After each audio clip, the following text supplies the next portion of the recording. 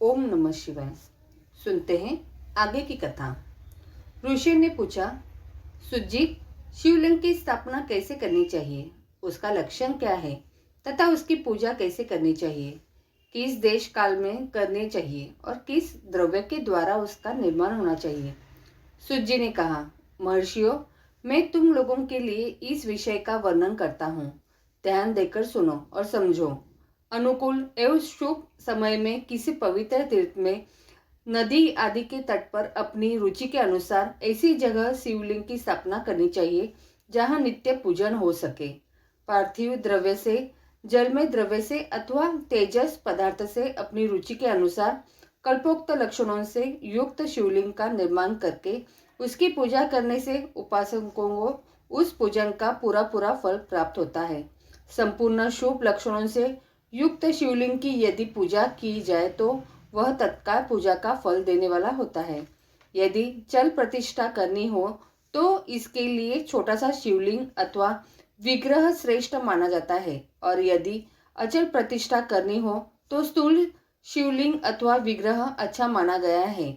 उत्तम लक्षणों से युक्त शिवलिंग की पीठ सहित स्थापना करनी चाहिए। शिवलिंग का पीठ मंडलाकार, चौकोर, त्रिकोण अथवा खाटके पाए की भांति ऊपर नीचे मोटा और बीच में पतला होना चाहिए। ऐसा लिंग पीठ महान फल देने वाला होता है। पहले मिट्टी से, प्रस्तर आदि से अथवा लोहे आदि से शिवलिंग का निर्माण करना चाहिए। जिस द्रव्य से शिवलिंग का निर्माण हो उसी से उसका पीठ भी बनाना चाहिए। यति स्थावर शिवलिंग की विशेष बात है। चर शिवलिंग में भी लिंग और पीठ का एक ही उपादान होना चाहिए, किंतु बाना लिंग के लिए यह नियम नहीं है। लिंग की लंबाई निर्माणकर्ता या स्थापना करने वाले यजमान के 12 अंगुल के बराबर होनी चाहिए। ऐसे ही शिवलिंग को उत्तम कहा गया है। इससे कम लंबाई हो तो फल में कमी आ जाती है, अधिक हो तो कोई दोष की बात नहीं है। चर लिंग में भी वैसा ही नियम है। उसकी लंबाई कम से कम कर्ता के 1 अंगुल के बराबर होनी चाहिए। उससे छोटा होने पर अल्प फल मिलता है, किंतु उससे अधिक होना दोष की बात नहीं है। यजमान के चाहिए कि वह पहले शिल्प शास्त्र के अनुसार एक विमान या देवालय बनवाए जो देवगणों की मूर्तियों से अलंकृत हो। उसका गर्भगृह बहुत ही सुंदर, सुदृढ़ और दर्पण के समान स्वच्छ हो। उसे 9 प्रकार के रत्नों से विभूषित किया गया हो। उसमें पूर्व और पश्चिम दिशा में 2 मुख्य द्वारे हो। जहाँ शिवलिंग की स्थापना करनी हो उस स्थान के गर्त में नीलम, लाल, वैदुर्य, श्याम, मरकत, मोती, मूंगा, गोमेद और हीरा, इन 9 रत्नों को तथा अन्य महत्वपूर्ण द्रव्यों को वैदिक मंत्रों के साथ छोड़े। सदोजात आदि 5 वैदिक मंत्रों द्वारा शिवलिंग का 5 स्थानों में क्रमशः पूजन करके अग्नि में हविष्य की अनेक आहुतियां दे और परिवार सहित मेरी पूजा करके गुरु स्वरूप आचार्य को धन से तथा भाई बंधुओं को मनचाही वस्तुओं से संतुष्ट करे। याचकों को जड़ तथा चेतन वैभव प्रदान करे। स्थावर जंग में सभी जीवों को यत्न पूर्वक संतुष्ट करके एक गड्ढे में सुवर्ण तथा 9 प्रकार के रत्न भरकर सदोजाति वैदिक मंत्रों का उच्चारण करके परम कल्याणकारी महादेव जी का ध्यान करे। तत्पश्चात नाद घोष से युक्त महामंत्र ओंकार का उच्चारण करे। उक्त गड्ढे में शिवलिंग की स्थापना करके उसे पीठ से संयुक्त करे। इस प्रकार पीठ युक्त लिंग की स्थापना करके उसे नित्य लेप से जोड़कर स्थित करे। इसी प्रकार वहां परम सुंदर वेर की भी स्थापना करनी चाहिए। सारांश यह कि भूमि संस्कार आदि की सारी विधि जैसी लिंग प्रतिष्ठा के लिए कही गई है वैसे ही वेर प्रतिष्ठा के लिए भी समझनी चाहिए। अंतर इतना ही है कि लिंग प्रतिष्ठा के लिए प्रणव मंत्र के उच्चारण का विधान है, परंतु वेर की प्रतिष्ठा पंचाक्षर मंत्र से करनी चाहिए। जहाँ लिंग की प्रतिष्ठा हुई है वहाँ भी उत्सव के लिए बाहर सवारी निकालने आदि के निमित्त वेर को रखना आवश्यक है। वेर को बाहर से भी लिया जा सकता है, उसे गुरुजनों से ग्रहण करे। ब्राह्म वेर ही लेने योग्य है जो साधु पुरुषों द्वारा पूजित हो। इस प्रकार लिंग में और वेर में भी की हुई महादेव जी की पूजा शिव पद प्रदान कराने वाली होती है। स्थावर और जंगम के भेद से लिंग भी दो प्रकार का कहा गया है। वृक्ष, लता आदि को स्थावर लिंग कहते हैं और कृमि, कीट आदि को जंगम लिंग। स्थावर लिंग की सिंचन आदि के द्वारा सेवा करनी चाहिए और जंगम लिंग को आहार एवं जल आदि देकर तृप्त करना उचित है। उन स्थावर जंगम जीवों को सुख पहुंचाने में अनुरुक्त होना भगवान शिव का पूजन है, ऐसा विद्वान पुरुष मानते हैं। ये चरोचर जीवों का ही भगवान शंकर के प्रतीक मानकर उनका पूजन करना चाहिए। इस तरह महालिंग की स्थापना करके विविध उपचारों द्वारा उसका पूजन करें। अपनी शक्ति के अनुसार नित्य पूजा करनी चाहिए तथा देवालय के पास ध्वजारोपण आदि करना चाहिए। शिवलिंग साक्षात शिव का पद प्रदान कराने वाला है अथवा चरलिंग में षोडशोपचार द्वारा यथोचित रीति से क्रमशः पूजन करें। यह पूजन भी शिव पद प्रदान कराने वाला है। आवाहन, आसन, अर्घ्य, पाद्य, पाद्यांग, आचमन, अभ्यम पूर्वक स्नान, वस्त्र एवं यज्ञोपवीत, गंध, पुष्प, धूप, दीप, नैवेद्य, तांबूल समर्पण, निरांजन, नमस्कार और विसर्जन, ये 16 उपचार है अथवा अर्घ्य से लेकर नैवेद्य तक विधिवत पूजन करें। अभिषेक, नैवेद्य, नमस्कार और तर्पण, ये सब यथाशक्ति नित्य करें। इस तरह किया हुआ शिव का पूजन शिव पद की प्राप्ति कराने वाला होता है अथवा किसी मनुष्य के द्वारा स्थापित शिवलिंग में, ऋषियों द्वारा स्थापित शिवलिंग में, देवताओं द्वारा स्थापित शिवलिंग में, अपने आप प्रकट हुए स्वयं भूलिंग लिंग में तथा अपने द्वारा नूतन स्थापित हुए शिवलिंग में भी उपचार समर्पण पूर्वक जैसे तैसे पूजन करने से या पूजन की सामग्री देने से भी मनुष्य ऊपर जो कुछ कहा गया है वह सारा फल प्राप्त कर लेता है। क्रमशः परिक्रमा और नमस्कार करने से भी शिवलिंग पद की प्राप्ति कराने वाला होता है। यदि नियम पूर्वक शिवलिंग का दर्शन मात्र कर लिया जाए तो वह भी कल्याणप्रद होता है।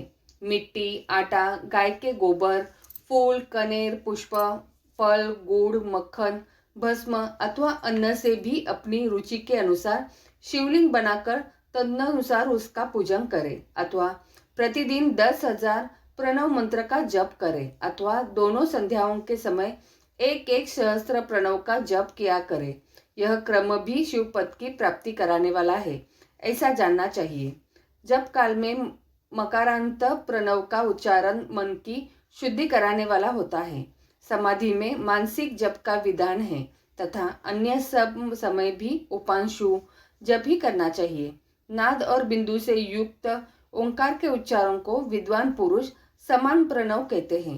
यदि प्रतिदिन आदर पूर्वक 10,000 पंचाक्षर मंत्र का जप किया जाए अथवा दोनों संध्याओं के समय एक सहस्त्र का ही जप किया जाए तो उसे शिव पद की प्राप्ति कराने वाला समझना चाहिए। ब्राह्मणों के लिए आदि में प्रणव से युक्त पंचाक्षर मंत्र का अच्छा बताया गया है। कलश से किया हुआ स्नान, मंत्र की दीक्षा, मातृकाओं का न्यास, सत्य से पवित्र अंतकरण वाला ब्राह्मण तथा ज्ञानी गुरु, इन सबको उत्तम माना गया है। द्विजों के लिए नमः शिवाय के उच्चारण का विधान है। द्विजेंतरों के लिए अंत में नमः पद के प्रयोग की विधि है, अर्थात वे शिवाय नमः इस मंत्र का उच्चारण करें। स्त्रियों के लिए भी कहीं कहीं विधि पूर्वक नमोहंतः उच्चारण ही विधान है, अर्थात वे भी शिवाय नमः का ही जाप करें। कोई कोई ऋषि ब्राह्मण की स्त्रियों के लिए नमः पूर्वक शिवाय के लिए जप की अनुमति देते हैं, अर्थात वे नमः शिवाय का जाप करें। पंचाक्षर मंत्र का 5 करोड़ जप करके मनुष्य भगवान सदाशिव के समान हो जाता है। 1, 2, 3 अथवा 4 करोड़ों का जप करने से क्रमशः ब्रह्मा, विष्णु, रुद्र तथा महेश्वर का पद प्राप्त होता है। अथवा मंत्र में जितने अक्षर है उनका पृथक पृथक 1 लाख जप करके अथवा समस्त अक्षरों का एक साथ ही जितने अक्षर हो उतने लाख जप करें। इस तरह के जप को शिव पद की प्राप्ति कराने वाला समझना चाहिए। यदि 1000 दिनों में प्रतिदिन 1 सहस्त्र जप के क्रम से पंचाक्षर मंत्र का 10 लाख जप पूरा कर लिया जाए और प्रतिदिन ब्राह्मण भोजन कराया जाए तो उस मंत्र से अभिष्ट कार्य की सिद्धि होने लगती है। ब्राह्मणों को चाहिए कि वह प्रतिदिन प्रातःकाल 1008 बार गायत्री का जप करें। ऐसा होने पर गायत्री क्रमशः शिव का पद प्रदान कराने वाली होती है। वेद मंत्रों और वैदिक सूक्तों का भी नियम पूर्वक जप करना चाहिए। वेदों का पारायण भी शिव पद की प्राप्ति कराने वाला है, ऐसा जानना चाहिए।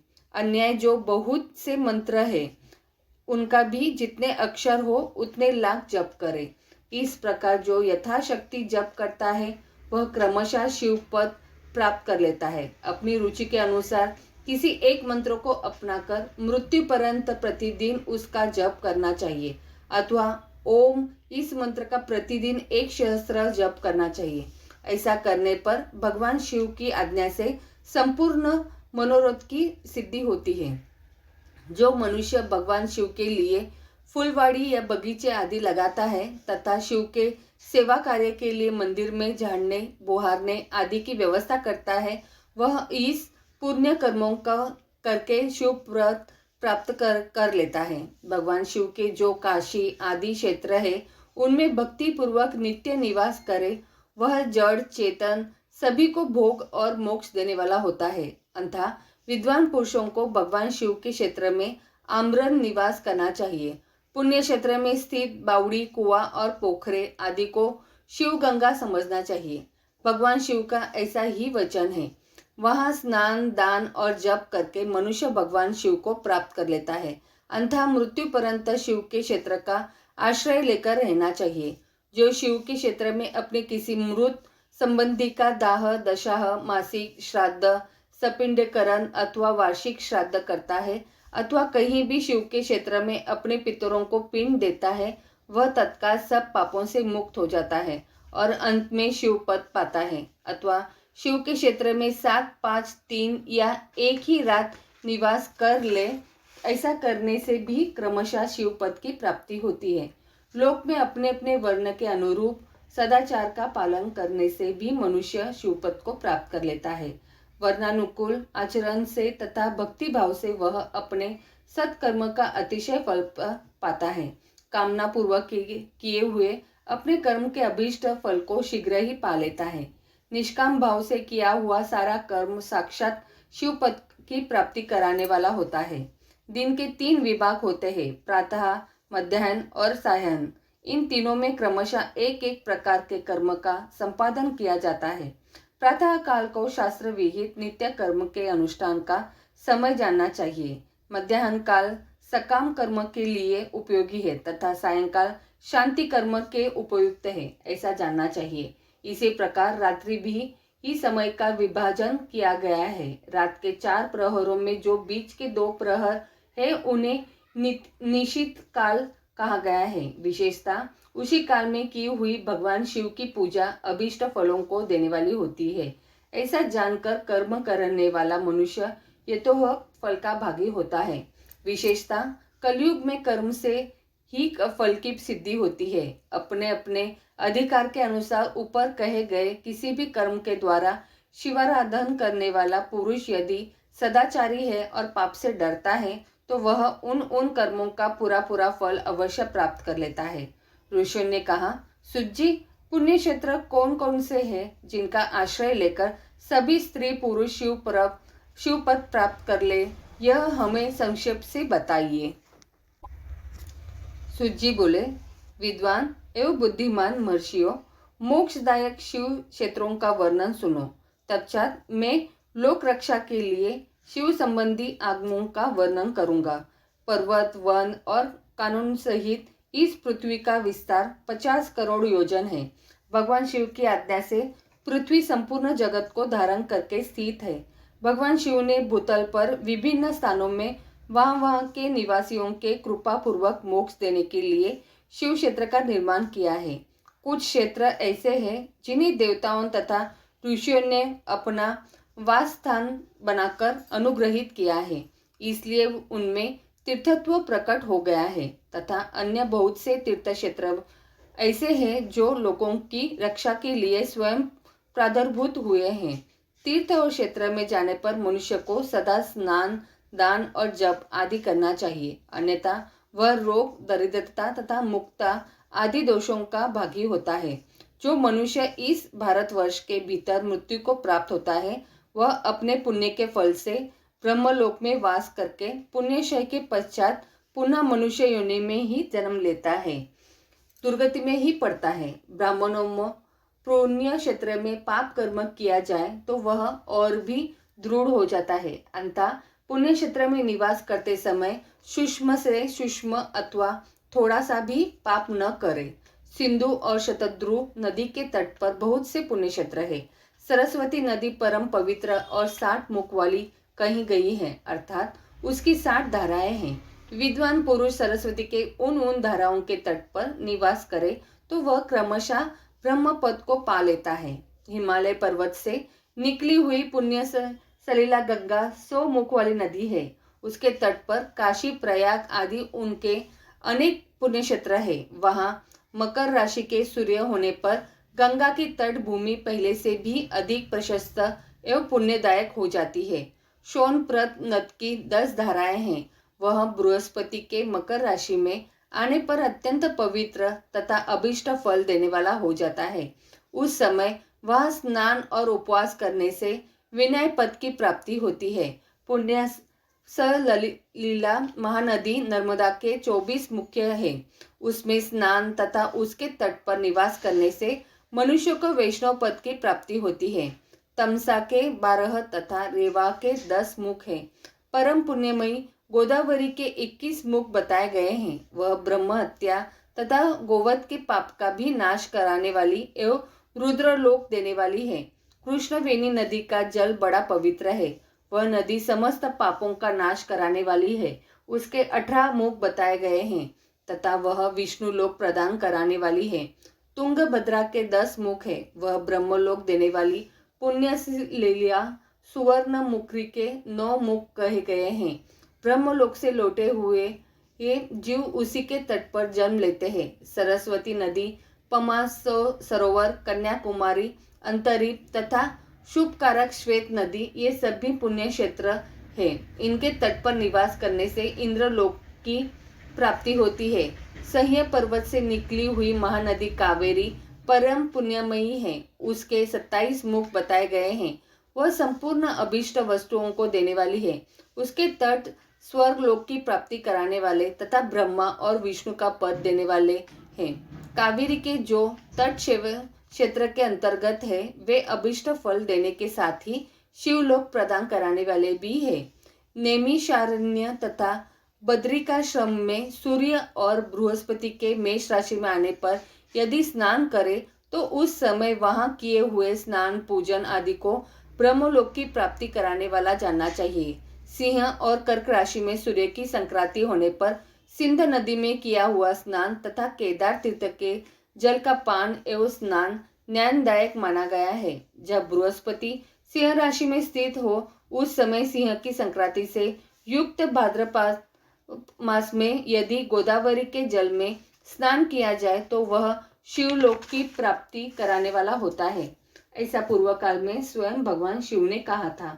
जब सूर्य और बृहस्पति कन्या राशि में स्थित हो तब यमुना और सोनभद्र में स्नान करें। वह स्नान धर्मराज तथा गणेश जी के लोक में महान भोग प्रदान कराने वाला होता है।